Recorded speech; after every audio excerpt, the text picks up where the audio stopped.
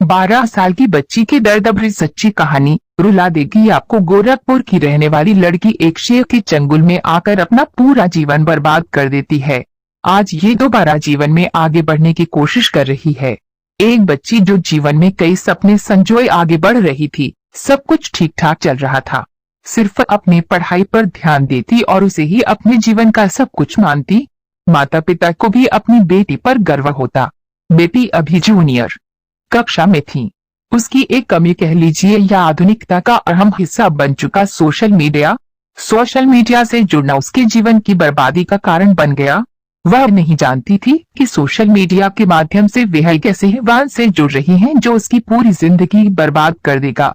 जी हाँ, पढ़ने में बेहद अच्छी लड़की की दोस्ती इंस्टाग्राम पर एक लड़के से होती है।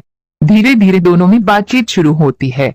हैवानियत में पहले से माहिर लड़का लड़की को जीवन के हसीन सपने दिखाता था।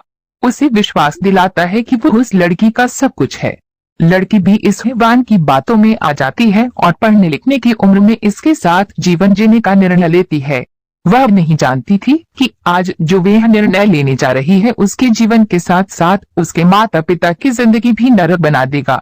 उसकी दोस्ती महाराष्ट्र के लातूर के औराद शाहजनी थाना क्षेत्र के तुगांव का रहने वाला दस्तगीर शेख से हुई थी। तब वो गोरखपुर रहता था। कुछ दिनों बाद वह हैदराबाद चला गया। लड़की इससे मिलने हैदराबाद पहुंच गई, जहां शेख ने उससे एक दरगाह पर कथित तौर पर शादी कर ली। यह साल था 2021। 7 माह तक शेख ने की हैवानियत। इधर अपनी बेटी के लापता होने के दर्द से माता पिता का रो रो कर बुरा हाल था।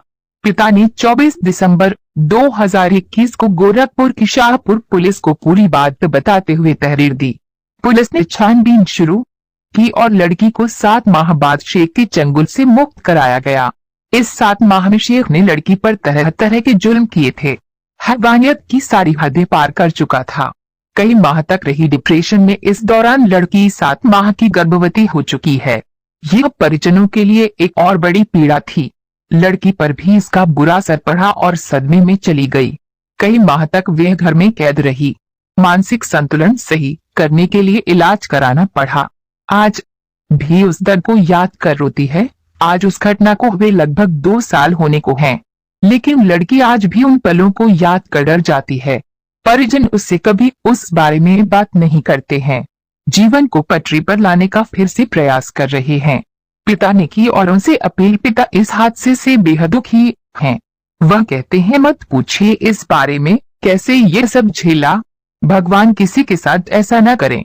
बेटी भी किसी तरह से भूल गई है और अब वह पढ़ाई भी करने लगी है। जो झेला उसे याद कर आज भी डर लग जाता है। सभी माँ बाप बच्चों का विशेष ध्यान रखें। सोशल मीडिया से जितना दूर बच्चों को रखें वही सही।